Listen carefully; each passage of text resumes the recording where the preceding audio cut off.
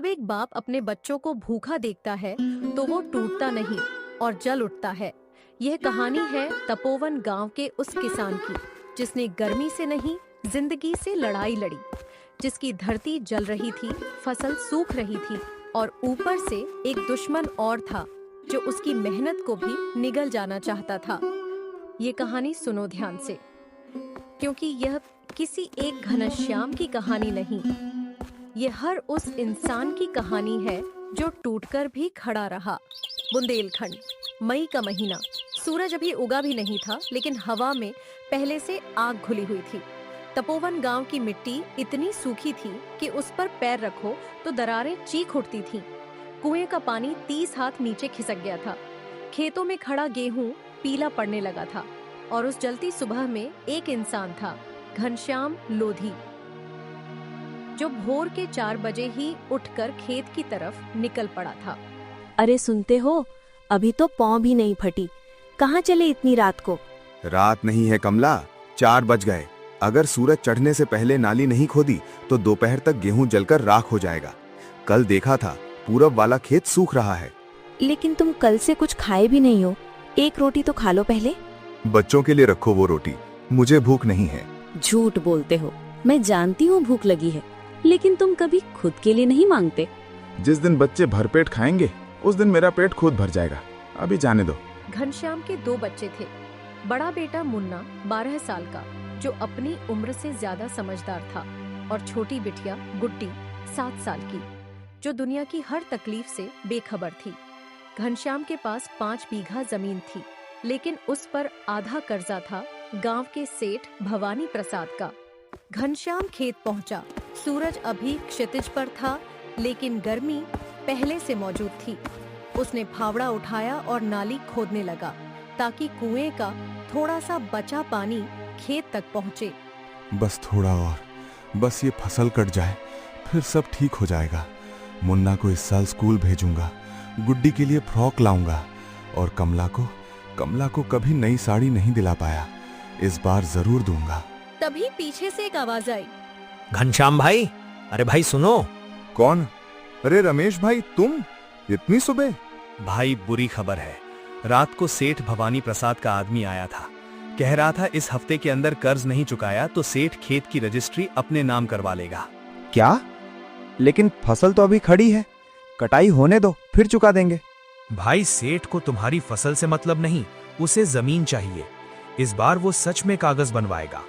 ये जमीन मेरे बाप की है रमेश, मेरे दादा ने इसे खून पसीने से सींचा है। सेठ को ये नहीं मिलेगी, चाहे कुछ भी हो जाए।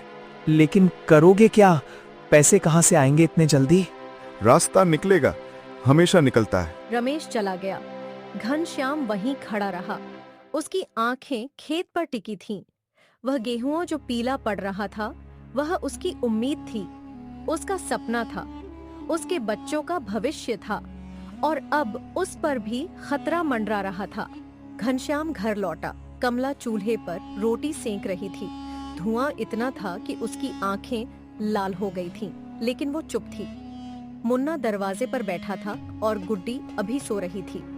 पिताजी, खेत कैसा है? ठीक है बेटा, थोड़ी नाली खोदी, अब पानी पहुंचेगा। पिताजी सच बताओ, मैं बड़ा हो गया हूँ, मुझे पता चलता है जब आप कुछ छुपाते हो। बेटा, सेठ का कर्ज है, इस हफ्ते मांग रहा है। तो मैं भी काम करूँगा पिताजी, पड़ोस के गांव में ईंट भट्टा है, वहाँ जाऊँगा।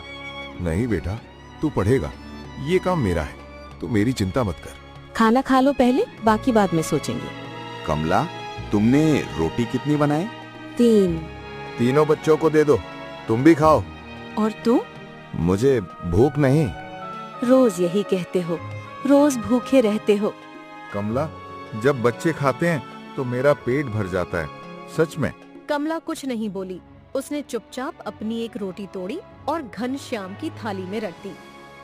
घनश्याम ने रोकने की कोशिश की, लेकिन कमला ने हाथ हटा दिया। चुपचाप खाओ। उस सुबह उस छोटे से घर में सबने आधा आधा खाया और किसी ने शिकायत नहीं की। दोपहर हुई, सूरज अब सिर पर आ गया था। तपोवन की गलियां सुनसान थीं। हर कोई घर के अंदर था, लेकिन घनश्याम खेत में था सिर पर एक पुराना गमछा बांधे, हाथ में फावड़ा लिए। गर्मी तो है, लेकिन फसल को पानी चाहिए। अगर आज नाली नहीं खोदी तो कल पानी नहीं पहुंचेगा और परसों गेहूं सूख जाएगा। भी वहाँ एक बैलगाड़ी आकर रुकी। उस पर बैठा था सेठ भवानी प्रसाद, मोटा, तेल से चमकता चेहरा और आंखों में वह खास किस्म की ठंडक जो सिर्फ उन लोगों में होती है जिन्हें दूसरों की तकलीफ से कोई फर्क नहीं पड़ता। अरे घनश्याम, धूप में क्यों मर रहे हो? घर जाओ, वैसे भी ये खेत अब ज्यादा दिन तुम्हारा नहीं रहेगा। सेठ जी, फसल कटने दो, पैसे दे दूंगा। ये झुलसी हुई फसल क्या देगी तुम्हें? घनश्याम, मैंने तुम्हें 5,000 दिए थे, अब 12,000 हो गए। इस फसल से 3,000 भी नहीं निकलेंगे। सेठ जी, ब्याज तो आपने खुद चढ़ाया है, मूल तो 5 ही था। कागज पर 12 लिखा है, कागज झूठ नहीं बोलता। और सुनो, इस शुक्रवार तक पैसे नहीं आए तो मेरा आदमी रजिस्ट्री ऑफिस जाएगा। ये जमीन मेरे पुरखों की है सेठ जी। फिर अब कागज मेरे पास है, चलो। सेठ की बैलगाड़ी धूल उड़ाती चली गई। घनश्याम वहीं खड़ा रहा। उसके हाथ में फावड़ा था, लेकिन अब वो कांप रहा था। गुस्से से नहीं, थकान से। उस थकान से जो तब आती है जब इंसान अकेला बहुत ज्यादा लड़ रहा हो। भगवान, बस इस बार साथ दे दो, बस एक बार। शाम को घनश्याम घर लौटा। गुड्डी दरवाजे पर बैठी थी। पिताजी, पिताजी आ गए। हाँ बिटिया, आ गया। पिताजी, आज बहुत गर्म था, मुझे बहुत प्यास लगी थी, लेकिन मटका खाली था। कमला, मटका खाली का? कुएं का पानी बहुत नीचे चला गया है, रस्सी छोटी पड़ गई, आज नहीं भर पाई। ठीक है, कल सुबह मैं लंबी रस्सी लाऊंगा। पिताजी, सेठ आया था क्या खेत पर? हाँ बेटा। क्या कहा उसने? वही जो ऐसे लोग कहते हैं, लेकिन तू चिंता मत कर, मैं हूं ना। पिताजी, मैं डरता नहीं, बस ये बताओ, क्या हम खेत बचा पाएंगे? हाँ बेटा, बचाएंगे, चाहे जो करना पड़े। रात को सब सो गए, लेकिन घनश्याम जागता रहा। उसके मन में एक ही सवाल था, शुक्रवार तक 12,000 रुपए कहाँ से आएंगे? तभी उसे याद आया, गांव के बाहर एक बुजुर्ग थे, बाबा नथुलाल, जो कभी इस इलाके के सबसे बड़े किसान थे, लेकिन अब अकेले रहते थे। कहते थे उनके पास जमीन के नीचे कुछ छुपा है। लोग उन्हें पागल समझते थे, लेकिन घनश्याम जानता था कि बाबा पागल नहीं है। कल सुबह बाबा के पास जाऊंगा, शायद कोई रास्ता मिले, शायद। वो रात गुजरी और उस रात के अंधेरे में तपोवन का वह किसान एक नई उम्मीद के साथ आंखें मूंदे पड़ा रहा, जिसे नींद नहीं थी, लेकिन हौसला था, और हौसला ही उसकी सबसे बड़ी दौलत थी। रात भर करवटें बदलने के बाद घनश्याम भोर से पहले ही उठ गया। आसमान में अभी तारे थे, लेकिन हवा में पहले से गर्मी घुली हुई थी। उसने मटके से 2 घूंट पानी पिया, गमछा कंधे पर डाला और गांव के बाहर की तरफ निकल पड़ा, बाबा नथुलाल के पास। इतनी सुबह कहाँ जा रहे हो? बाबा नथुलाल के पास, थोड़ी देर में लौटूंगा। बच्चों को उठाना मत। वो बुजुर्ग जिन्हें लोग पागल कहते हैं। लोग बहुत कुछ कहते हैं कमला, लेकिन मैंने कभी उनकी आंखों में पागलपन नहीं देखा। उनमें तो बस दर्द है, और दर्द झेला हुआ इंसान पागल नहीं होता। ठीक है, लेकिन जल्दी लौटना, धूप चढ़ने से पहले। घनश्याम गांव की पगडंडी पर चलता रहा। दोनों तरफ खेत थे, लेकिन सब सूखे। किसी में दरारें थीं, किसी में झुलसी हुई फसल। गर्मी ने पूरे तपोवन को निचोड़ लिया था। थोड़ी दूर पर एक पुरानी टूटी हुई दीवार के पास एक छोटी सी झोपड़ी थी। उसी में रहते थे बाबा नथुलाल। बाबा नथुलाल, प्रणाम। कौन है इतनी सुबह? मैं हूँ बाबा, घनश्याम, लोदी टोले वाला। आओ बेटा, बैठो। आंखें बता रही हैं कि रात भर सोए नहीं, और चेहरा बता रहा है कि कोई बड़ी मुसीबत है। बाबा, आपसे कुछ छुपा नहीं। सेठ भवानी प्रसाद का कर्ज है 12,000, शुक्रवार तक मांग रहा है। नहीं दिया तो खेत की रजिस्ट्री अपने नाम करवा लेगा। भवानी प्रसाद, उसके बाप ने मेरे साथ भी यही किया था बेटा। 50 साल पहले मेरे बाप की जमीन इसी तरह गई थी। क्या बाबा, आपकी भी जमीन? हाँ बेटा, ये खानदानी धंधा है इनका। गरीब को कर्ज दो, ब्याज चढ़ाओ, और जब वो चुका ना पाए तो जमीन ले लो। लेकिन तुम आए क्यों हो मेरे पास? मैं तो खुद ही टूटा हुआ हूँ। बाबा, लोग कहते हैं आपके पास कोई राज है, जमीन के नीचे कुछ छुपा है। लोग मुझे पागल कहते हैं बेटा, और उस पागलपन में एक सच्चाई है। ये देखो। ये क्या है बाबा? मेरे दादा ने दिया था। कहा था जब कोई सच्चा इंसान आए, जब धरती जल रही हो और इंसान का हौसला फिर भी जी रहा हो, तब ये खोलना। बाबा, मैं समझा नहीं। इस डिबिया में एक नक्शा है। गांव के पूरब में जो पुराना कुआं है, सूखा हुआ, उसके पास एक पत्थर है। उस पत्थर के नीचे कुछ गड़ा है। मेरे दादा ने छुपाया था। बाबा, लेकिन ये तो आपका है। बेटा, मैं अकेला हूं, न बेटा न बेटी। ये धन मेरे किस काम का?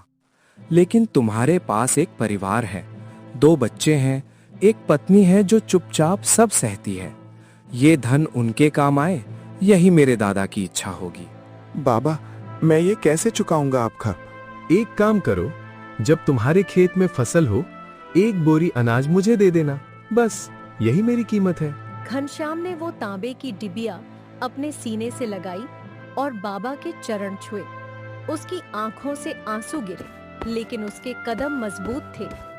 वो सीधे पूरब की तरफ चला। पूरब में वो पुराना कुआं था जो 20 साल से बंद था। उसके पास एक बड़ा काला पत्थर था। घनश्याम ने डिबिया खोली। उसमें एक छोटा सा कपड़े का टुकड़ा था जिस पर कोयले से निशान बना था। उसने पत्थर की सही जगह देखी और फावड़ा चलाने लगा। भगवान, अगर यहाँ कुछ है तो बस एक बार मेरे बच्चों की खातिर। 3-4 फावड़े चले और एक पुरानी मिट्टी की हांडी निकली। घनश्याम ने कांपते हाथों से उसे खोला। अंदर पुराने चांदी के सिक्के थे, 25-30 के करीब। भगवान, ये सच है या सपना? वो सिक्के पुराने थे लेकिन असली थे। घनश्याम ने हांडी उठाई और सीधे घर की तरफ दौड़ा। इतनी देर कहाँ थे और ये क्या है हाथ में? कमला सुनो, बाबा नथुलाल ने रास्ता दिखाया। ये सिक्के हैं पुराने चांदी के। इन्हें बेचूंगा तो कर्ज चुक जाएगा। सच में? लेकिन हाँ कमला, सच में। भगवान ने सुन ली। पिताजी, क्या हुआ? क्या मिला? बेटा, इस बार खेत बचेगा, सेठ को उसका पैसा मिलेगा और तू स्कूल जाएगा। सच में पिताजी? सच में बेटा। पिताजी, चूड़ियां लाए? हाँ बिटिया, इस बार चूड़ियां भी आएंगी और गुड़िया भी। उसी दिन घनश्याम पास के कस्बे गया। एक पुराने सर्राफे ने सिक्के देखे और कहा कि यह दुर्लभ है, 15,000 से कम में नहीं जाएंगे। घनश्याम के हाथ कांपे। 15,000 यानी सेठ का कर्ज भी चुकेगा और 3,000 बचेंगे भी। अगले दिन घनश्याम सीधे सेठ भवानी प्रसाद की हवेली पहुंचा। दरवाजे पर 2 आदमी बैठे थे। कौन हो तुम? क्या काम है? घनश्याम लोधी हूँ, सेठ जी से मिलना है। सेठ जी अभी व्यस्त हैं। कहो उनसे, घनश्याम आया है 12,000 लेकर। दरबान अंदर गया। 2 मिनट में सेठ खुद बाहर आ गया। उसके चेहरे पर हैरानी थी। घनश्याम, 12,000? कहाँ से लाई इतना पैसा? गिन लीजिए सेठ जी, पूरे 12,000 है। लेकिन ये कैसे हुआ? कल तक तो तू भीख मांगने की हालत में था। मेहनत की सेठ जी और भगवान की दया हुई। अब मेरे खेत के कागज दीजिए। ठीक है, कागज मिलेंगे, लेकिन घनश्याम ये पैसा आया कहाँ से? सच में बताओ। आपको बस पैसों से मतलब था सेठ जी, वो मिल गए। कहाँ से आए ये मेरा हिसाब है। बहुत जबान चलने लगी है तेरी। जब इंसान सीधा खड़ा होता है सेठ जी, तो जबान खुद सीधी हो जाती है। सेठ ने कागज वापस किए। घनश्याम ने उन्हें लिया और बिना पीछे मुड़े चल दिया। लेकिन सेठ की आंखों में वो आग थी जो बुझती नहीं। वो अंदर गया और अपने आदमी को बुलाया। इस घनश्याम पर नजर रखो, पैसा कहाँ से आया पता लगाओ, और जो भी राज है मुझे चाहिए। जी सेठ जी, आज रात से ही नजर रखता हूँ। रामखिलावन, इस घनश्याम पर नजर रखो, पैसा कहाँ से आया पता लगाओ, और जो भी राज है मुझे चाहिए। उधर घनश्याम घर पहुंचा। उसके हाथ में खेत के कागज थे। कमला दरवाजे पर खड़ी थी। घनश्याम ने कागज उसके हाथ में दी। कमला ने उन्हें देखा और उसकी आंखों से आंसू बह निकले। खेत बच गया? हाँ कमला, खेत बच गया। भगवान का शुक्र है। रो मत, बच्चे देखेंगे। खुशी के आंसू है, इन्हें रोकूं कैसे? उस रात पहली बार उस घर में पूरी रोटियां हो बनी। गुड़ आया। बच्चों ने खाया और हंसे। घनश्याम ने भी खाया पूरा। और कमला ने पहली बार देखा कि उसके पति के चेहरे पर वो सुकून है जो महीनों से गायब था। पिताजी, क्या अब सब ठीक हो जाएगा? हाँ बेटा, लेकिन एक बात याद रखना, जब भी मुसीबत आए भागना मत, सामने खड़े हो जाना। और अगर डर लगे तो? डर लगे तो भी खड़े रहो। बहादुरी डर न लगने का नाम नहीं है, बहादुरी डर के बावजूद खड़े रहने का नाम है। रात गहरी हो गई। बच्चे सो गए। कमला भी सो गई। लेकिन घनश्याम को अभी भी नींद नहीं आई। उसके मन में एक बात कुलबुला रही थी, सेठ की आंखें। जाते वक्त सेठ की आंखों में जो जलन थी वो उसे बता रही थी कि यह लड़ाई अभी खत्म नहीं हुई। सेठ इतनी आसानी से नहीं मानेगा। उसकी आंखों में वो आग थी जो बुझती नहीं। कुछ करेगा जरूर, लेकिन अब मैं भी तैयार हूँ। और उसकी बात सच निकली। अगली सुबह जब घनश्याम खेत पहुंचा तो वहां का नजारा देखकर उसका दिल डूब गया। किसी ने रात को उसकी नाली बंद कर दी थी। खेत का पानी रोक दिया था और खड़ी फसल की कुछ जड़ें उखाड़ दी थीं। सेठ, ये तेरा ही काम है। वो वापस मुड़ा और सीधे गांव की चौपाल की तरफ गया। वहां कुछ बुजुर्ग बैठे थे। चाचा जी प्रणाम, मुझे गांव वालों से बात करनी है। क्या हुआ बेटा, चेहरा उतरा हुआ है? चाचा जी, रात को किसी ने मेरा खेत बर्बाद किया, नाली बंद की, जड़ें उखाड़ी, और मुझे पता है ये किसने किया। सेठ? हाँ चाचा जी, मैंने उसका कर्ज चुका दिया, कागज वापस लिए और अब वो ये कर रहा है। बेटा, सेठ से पंगा लेना आसान नहीं। उसके आदमी है, पैसा है, और पंचायत में भी उसके लोग हैं। चाचा जी, मैं डरता नहीं, लेकिन अकेला भी नहीं लड़ सकता। क्या गांव वाले साथ देंगे? चौपाल पर सन्नाटा छा गया। कुछ लोग एक दूसरे को देखने लगे। कुछ ने नजरें झुका ली और कुछ की आंखों में एक पुरानी आग जागने लगी। वो आग जो दबी हुई थी सेठ के डर से।